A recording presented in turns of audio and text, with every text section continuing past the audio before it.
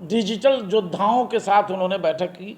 पूरे बिहार के social media एक्टिविटिस्ट, digital media एक्टिविटिस्ट सभी आए और उस बैठक में उन्होंने सबको मार्गदर्शित किया, जन सुराज को जन जन तक पहुंचाने के रास्ते बताए और उनकी आर्थिक स्थिति कैसे सुदृढ़ की जाए इस पर भी उन्होंने मार्गदर्शित किया। प्रत्येक जिलों में अपना अभियान समिति बनाया हुआ है, जिसमें हमारे राजनीतिक कार्यकर्ता सक्रिय रूप से जन सुराज के अभियान को गांव-गांव तक, घर घर तक पहुंचाने में जुटे हुए हैं और 1 करोड़ सदस्य 2 अक्टूबर को जब हमारी पार्टी की घोषणा होगी, आदरणीय प्रशांत किशोर जी जब जन सुराज पार्टी नाम से इसकी विधिवत घोषणा करेंगे, उसके पहले उन्होंने यह भी घोषणा कर रखी है कि तब तक बिहार में 1 करोड़ लोगों को जन सुराज का संस्थापक सदस्य बनाया जाए। जितनी भी जातियां हैं, जितने भी धर्म और जाति के लोग निवास करते हैं, उनको उनकी संख्या के अनुपात में टिकट दिए जाएंगे। उनको उनकी संख्या के अनुपात में मुखिया, वार्ड सदस्य, सरपंच बनाने की बात को दोहराई उन्होंने। और मुसलमान भाइयों से उन्होंने अपील की कि आप कब तक लालटेन का तेल बन करके जलते रहेंगे, जलते आप हैं और रोशनी किसी और को मिल रही है। इसका लाभ बिहार को नहीं मिल रहा है, ना अक़लियत जमात के लोगों को मिल रहा है।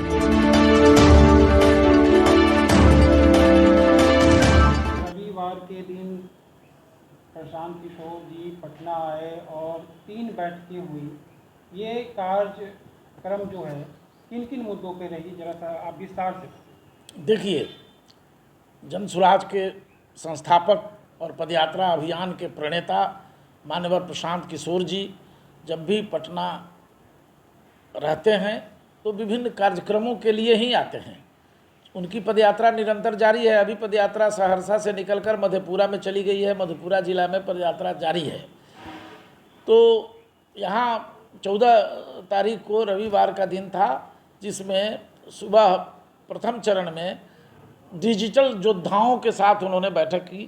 पूरे बिहार के सोशल मीडिया एक्टिविटिस्ट, डिजिटल मीडिया एक्टिविटिस्ट सभी आए और उस बैठक में उन्होंने सबको मार्गदर्शित किया, जन सुराज को जन जन तक पहुंचाने के रास्ते बताए और उनकी आर्थिक स्थिति कैसे सुदृढ़ की जाए इस पर भी उन्होंने मार्गदर्शित किया।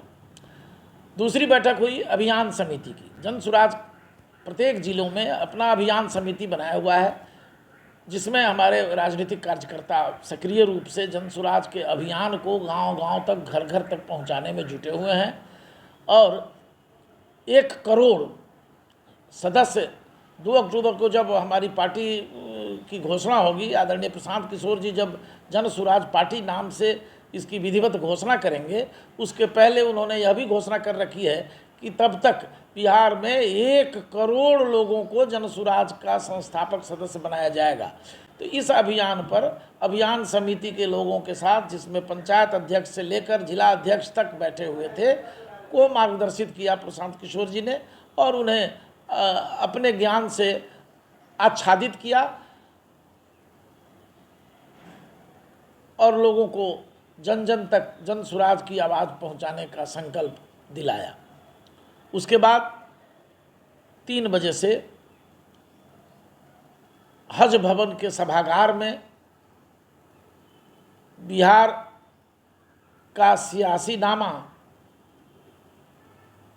और सियासी मंजरनामा और मुसलमान समाज, मुसलमान विषयक संगोष्ठी का आयोजन हुआ था, जिसमें मेहमान ख़ुसूसी की हैसियत से जनाब प्रशांत किशोर जी मौजूद थे और उन्होंने उस दौरान फिर से दोहराया कि बिहार में जितनी भी जातियां हैं, जितने भी धर्म और जाति के लोग निवास करते हैं, उनको उनकी संख्या के अनुपात में टिकट दिए जाएंगे।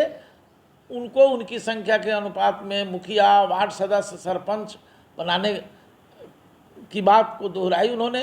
और मुसलमान भाइयों से उन्होंने अपील की कि आप कब तक लालटेन का तेल बन करके जलते रहेंगे, जलते आप हैं, और रोशनी किसी और को मिल रही है।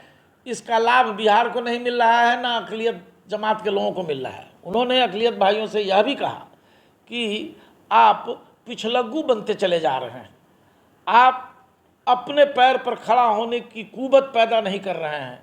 आप जद्दोजहद करिए, संघर्ष करिए और अपने पांव पर खड़ा होने की तैयारी करिए। राजनीति में बराबरी का हक मांगिए। जब तक आप होशियार नहीं होइएगा, आप काबिल नहीं बनिएगा, तब तक आप पीछे ही रह जाइएगा। इसलिए उन्होंने कहा कि बंधुआ मजदूरी छोड़िए और जहां आपका हक और हकूक महफूज मिले, जहां आपकी विचारधारा का सम्मान मिले, वो एकमात्र जनसुराज प्लेटफॉर्म है जहां आपका इस्तकबाल है, खैर मकदम है, स्वागत है। और उन्होंने यहाँ तक कहा कि आपकी आबादी 18% है, इसलिए हर हाल में जनसुराज आपको 18% के हिसाब से 45 सीट आपका बनता है विधानसभा में, 243 में।